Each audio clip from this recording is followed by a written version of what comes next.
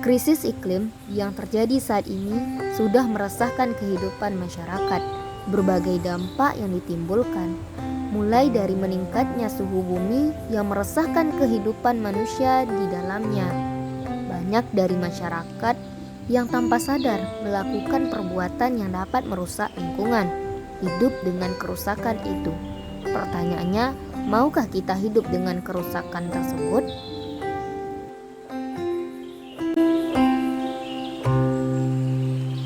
Halo sahabat budaya dimanapun berada, hari ini kita akan review video konferensi PKM yaitunya ketahanan lingkungan dengan tema kearifan lokal versus krisis iklim. Yang mana pada video ini ada 3 pemateri yang sangat luar biasa, diantaranya itu ada Mbak Nia Pati yang merupakan Head of Research and Education Zero Waste Indonesia. Untuk pemateri yang kedua ada Mbak Tanya Ponggawa yang merupakan CEO Founder Waterhouse Project. Dan yang terakhir itu ada Mas David Christine yang merupakan founder dari Evo Eco. Nah, langsung saja. Video conference dari PKN yang akan dibahas yaitu ketahanan lingkungan dengan tema kearifan lokal versus krisis iklim. Berbicara tentang krisis iklim merupakan krisis yang terjadi pada masyarakat dunia yang diakibatkan adanya perubahan iklim. Perubahan iklim adalah kenaikan suhu rata-rata bumi. Akibatnya apa? Kenaikan suhu air laut sehingga dataran di bumi akan berkurang. Dapat kita bayangkan jika daratan terus berkurang akibat krisis iklim akan mengakibatkan dataran yang ada di bumi ini akan hilang. Dan akibat lain yang disebabkan oleh krisis iklim ini adalah kenaikan dari kadar keasaman air laut. Apa akibatnya? Akan menyebabkan pemutihan dari karang.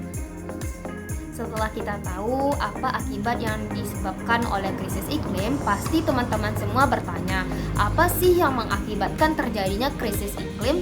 Yang mengakibatkan terjadinya krisis iklim yaitu yang pertama efek dari rumah kaca, yang kedua pembakaran energi fosil, yang ketiga penggundulan hutan secara liar. Banyak dari masyarakat yang menganggap bahwa perbuatan yang dilakukan selama ini tidak berdampak pada bumi. Contohnya pembuangan sampah secara sembarangan.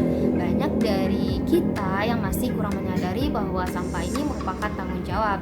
Misalnya sampah kita buang secara sembarangan yang berakhir di sungai maupun laut. Dapat kita bayangkan ini akan membahayakan ekosistem laut maupun sungai yang nantinya juga akan membahayakan kita. Contohnya plastik yang ada di sungai maupun laut termakan oleh ikan dan kita pastinya mengkonsumsi ikan. Tentunya ini akan membahayakan kesehatan kita di masa depan.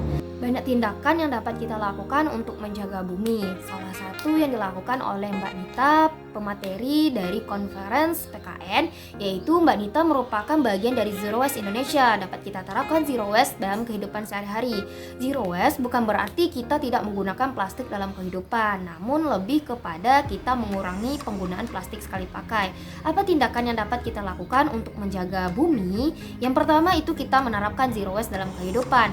Yang kedua, kita dapat mengganti hal-hal yang berhubungan dengan plastik sekali pakai dengan hal-hal yang lebih tahan lama. Misalnya, daripada kita menggunakan sedotan plastik, mendingan kita menggunakan sedotan stainless. Daripada kita mengkonsumsi air mineral yang menggunakan plastik sekali pakai, lebih baik kita membawa tumbler. Daripada kita menggunakan kantong plastik pada saat belanja, mendingan kita bawa tote bag.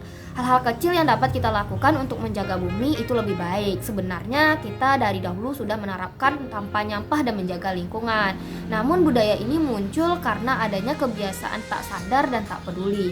Mari kita budayakan Zero Waste untuk menjaga bumi di masa depan. Pemateri kedua dalam video kearifan lokal versus krisis iklim itu ada Mbak Tanya yang merupakan CEO founder dari Waterhouse Project.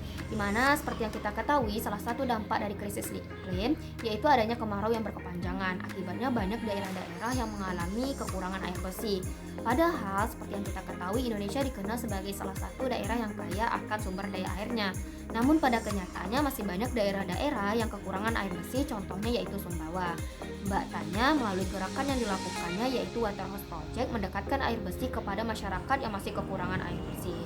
banyak tindakan yang dapat kita lakukan untuk mengurangi terjadinya krisis iklim. Salah satunya meningkatkan kesadaran bahwa apa yang kita lakukan harus kita pertanggungjawabkan. Yang kedua yaitu meningkatkan kesadaran bahwa apa yang kita lakukan tidak hanya berimpact pada kita namun juga orang lain. Oleh karena itu, pikirkanlah apa yang kita lakukan karena apa yang kita lakukan itu akan berdampak untuk kita di masa depan.